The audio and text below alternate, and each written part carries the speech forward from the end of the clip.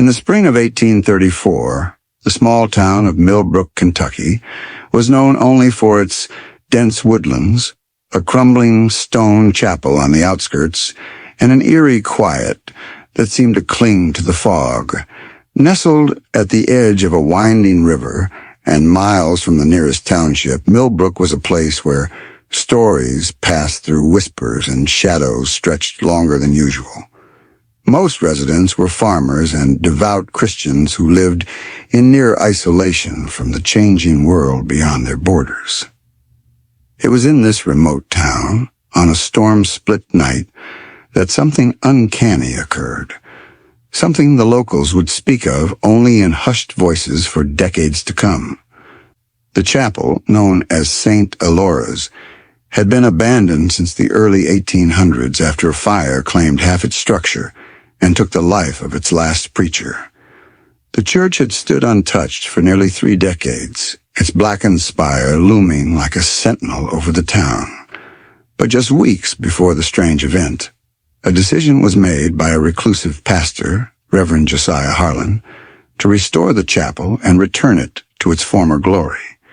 He believed the town needed spiritual salvation, and St. Elora's, once feared, would be the beacon. On the night of the twins' birth, thunder rolled across the sky like an angry beast, shaking the hills and rattling the windows of every home in Milbrook. At exactly midnight, lightning struck the bell tower of St. Elora's, yet miraculously no fire followed. Instead, a soft glow emanated from within the chapel windows. Those who dared venture close spoke of an unnatural warmth and the sound of a baby crying. No, 2 babies. By morning, Reverend Harlan was found cradling 2 infant girls swaddled in cloth made from altar linens. He claimed no one had left them, and no one had given birth in the church. They were simply there, he said, trembling, beneath the old cross where the altar once stood. The townsfolk were stunned. No woman in the village was pregnant, and no one had seen any travelers in weeks. Moreover, the chapel doors had been locked from the inside, and only Harlan had the key. The babies were identical in every sense. Dark-haired, pale-skinned, and with impossibly blue eyes. They didn't cry, didn't fuss, and their gaze was unsettlingly alert for newborns. They never blinked in unison, always one right after the other, as if mirroring reality. Some saw them as a miracle, an omen of rebirth and divine intervention. Others whispered of curses, spirits, or the devil's play. No one could say for sure where they came from, only that they arrived with the storm and marked a shift in the town's silence. From that day on, Milbrook would never be the same. The mysterious birth marked the beginning of a dark chapter, one wrapped in questions that no doctor, priest, or scholar has since been able to answer. In the quiet backwoods of 1834 Kentucky, the birth of twin girls was already an anomaly in a town as small and pious as Fair Hollow. But what made them truly remarkable, some would say terrifying, was not just their identical appearances, but their perfect, uncanny symmetry. From the moment they took their first steps, it became clear to their caretakers and the townspeople that these twins were unlike any others. They did everything in flawless unison. If one raised her left hand, the other's right hand rose at the same time, like mirror images rather than individuals. They blinked at the same instant, turned their heads simultaneously, and even seemed to breathe in rhythm. At first, their behavior was passed off as charming, perhaps the result of close bonding or mimicry. But it didn't take long for that fascination to twist into fear. The twins, named Eliza and Eunice by the pastor who adopted them, seemed to lack independent will.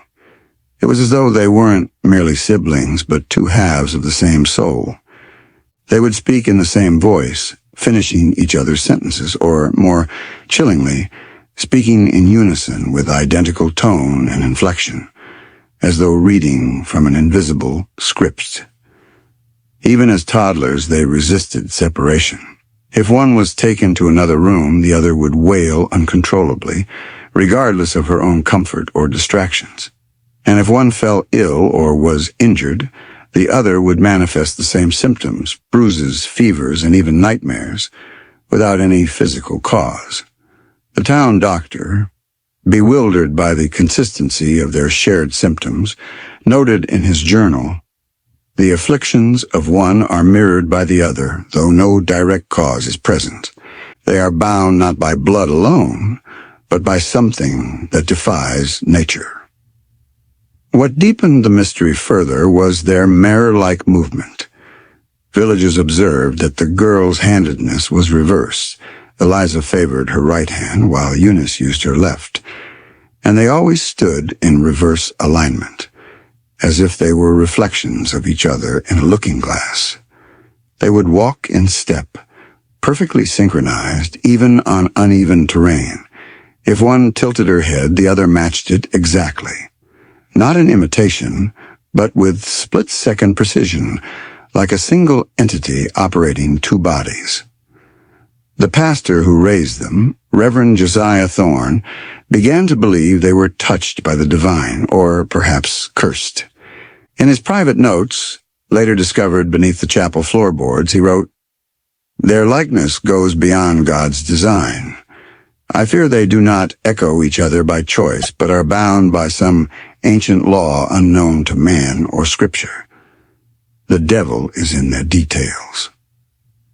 The townspeople started to avoid them. Children were forbidden to play with them, and whispers filled the pews on Sundays when the twins arrived.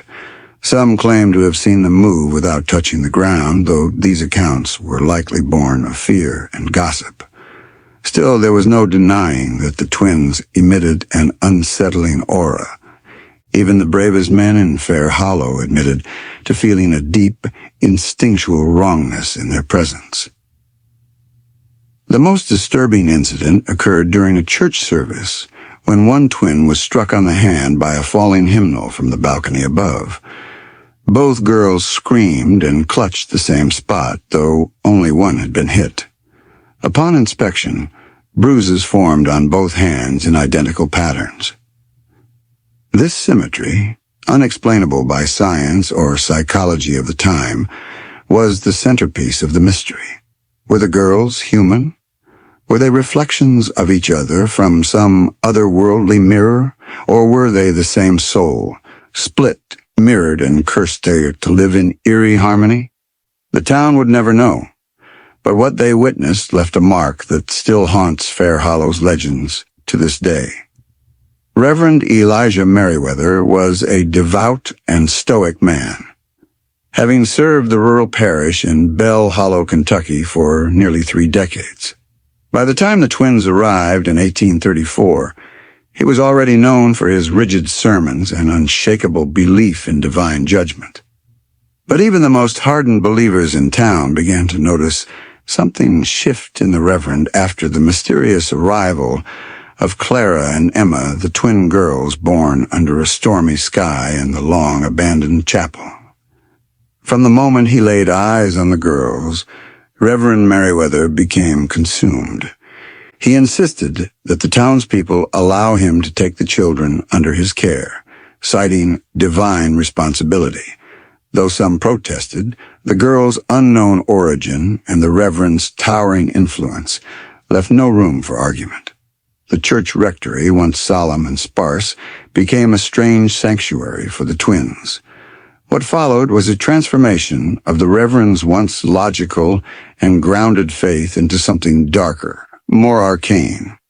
He began to believe that Clara and Emma were not merely children, but vessels, mirrors of the divine, as he called them in the journals he began keeping.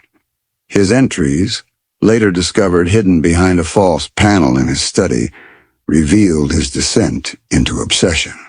They speak without speaking. They move without planning. Their eyes hold an ocean older than time. I do not care if the congregation believes me. These children are not of this world. At first, he recorded their daily routines with clinical precision the exact time they woke, what they ate, how many minutes they spent in silence. But over time, his notes shifted in tone. He began documenting strange occurrences, the twins finishing each other's sentences in languages no one had taught them, waking in the middle of the night to sing ancient-sounding hymns in perfect harmony, and even one account of them weeping blood during a thunderstorm. What frightened some townsfolk even more was how protective, possessive even Merriweather became. He refused to let doctors examine them and shunned teachers who offered to educate them. "Their knowledge comes from the heavens," he would bark at anyone who questioned him. He pulled them out of town events, locked them away from view, and once even accused a traveling photographer of trying to steal their spirits when he asked for a portrait. Church attendance began to drop. Some parishioners whispered that Merriweather was dabbling in heresy, perhaps even witchcraft. Others feared the girls were cursed. But the Reverend didn't care. In fact, he seemed emboldened by the rumors. He renamed a section of the chapel the Sanctuary of the Eternal Voice, where he claimed the twins could communicate with an unseen entity he called the Whispering Lamb. His final journal entries became increasingly unstable, fragmented phrases, apocalyptic warnings, and obsessive declarations. "They are not mine, yet I belong to them. The Lamb speaks in thunder. The altar bleeds beneath them. I have heard the truth. I have seen the beginning and the end in their eyes." Then, just as abruptly as it all began, it ended. The Reverend was found dead one Sunday morning, slumped at the foot of the altar, his face twisted in what some described as awestruck horror. The twins were gone. No one saw them leave, and no trail was found. Only his final words, scrawled in red ink across his pulpit Bible, remained. They returned to the light as foretold. The church elders sealed the journals, padlocked the rectory, and barred anyone from speaking of what had happened. But in hushed voices, the old-timers still tell of how a good man, a holy man, was undone by two little girls and whatever ancient force they carried within. In the autumn of 1834, just weeks after their arrival at the old Kentucky chapel, the twin girls, known only as Annalise and Beatrice, vanished without a trace. It was a Sunday morning, and they were last seen sitting quietly in the front pew as the pastor prepared for the sermon. Witnesses say the candles flickered violently, though there was no wind, and the chapel bell rang out on its own. By the time the congregation looked back, the pew was empty. A frantic search began immediately. Townsfolk combed the woods, nearby caves, and the graveyard behind the church, but no footprints were found. Even their small shoes, always neatly placed by the altar during prayer, were gone. Panic gripped the town as whispers of possession, angels, and witchcraft filled the air. The chapel doors were locked, but every night for the next 3 days, townspeople reported strange happenings, hymns echoing from within the locked chapel, the sweet scent of incense seeping through the old wood, and a soft blue glow illuminating the stained glass windows. On the 4th day, just before dawn, the church bell rang again, 3 slow chimes. The pastor was first to arrive. As he opened the chapel doors, he reportedly fell to his knees. There, standing before the altar, were Annalise and Beatrice, perfectly unharmed, hands clasped together, eyes open but distant. Their clothes were pristine, their braids untouched. They said nothing for several minutes, only humming a low melody that no one recognized. When asked where they had been, they answered in unison, "We were behind the altar, where the voice lives." They claimed to have spoken with the voice that knows the end, describing it as neither male nor female, neither kind nor cruel. It had told them things about the town, about people's sins, and about the pastor's hidden past. When questioned further, they would say no more. From that day on, the twins became more withdrawn. They often stared into the distance during the church service, sometimes laughing at seemingly nothing or weeping quietly. Many believed they had crossed into another realm, perhaps heaven or something far darker. The chapel, once a place of peace, was never the same. Shadows lingered longer, mirrors reflected more than faces, and the twins had brought something back, something the town would never fully understand. As the mystery surrounding the twins deepened, local physicians and scholars were summoned to observe and study the girls in an attempt to uncover a rational explanation for their bizarre behaviors and uncanny bond. What they encountered left them baffled, unsettled, and in many cases afraid. The first thing they noticed was the twins' unnerving synchronicity. Every gesture, every blink, even their breathing patterns occurred in perfect unison, as if choreographed by an unseen force. It went beyond typical behavioral mimicry observed in some twins. This was instantaneous, instinctive. If one girl scratched her arm, the other would flinch. If one cried, tears would stream from the other's eyes too, even if she showed no emotion moments before. More disturbing still was what physicians discovered during basic physical examinations. When one of the twins was subjected to a mild pinprick on the arm, both girls reacted with equal pain. Red marks appeared on both arms in the exact same spot, even though only one had been touched. Doctors attempted this test several times in different areas, documenting the bizarre phenomenon. Each time, the reaction was shared identical welts, identical bruising. There was no plausible scientific explanation. Medical equipment in 1834 was rudimentary, but one physician, a visiting scholar from Baltimore, brought a rudimentary stethoscope and listened to their hearts. He reported with shaking hands that their heartbeats were not just in sync, but layered on top of one another in perfect rhythm, like a single heart split between two bodies. He noted the effect lasted even when the twins were moved into separate rooms. Attempts to separate the twins for extended periods of time resulted in fits of panic, nausea, and fainting spells. One girl's distress was mirrored instantly by the other, even when they were unaware of each other's condition. These symptoms would vanish the moment they were reunited. Word spread quickly, and soon townsfolk began whispering that the girls were cursed or worse, not entirely human. Local church leaders, fearing a supernatural scandal, ordered the examinations to stop and pressured the doctors to leave town.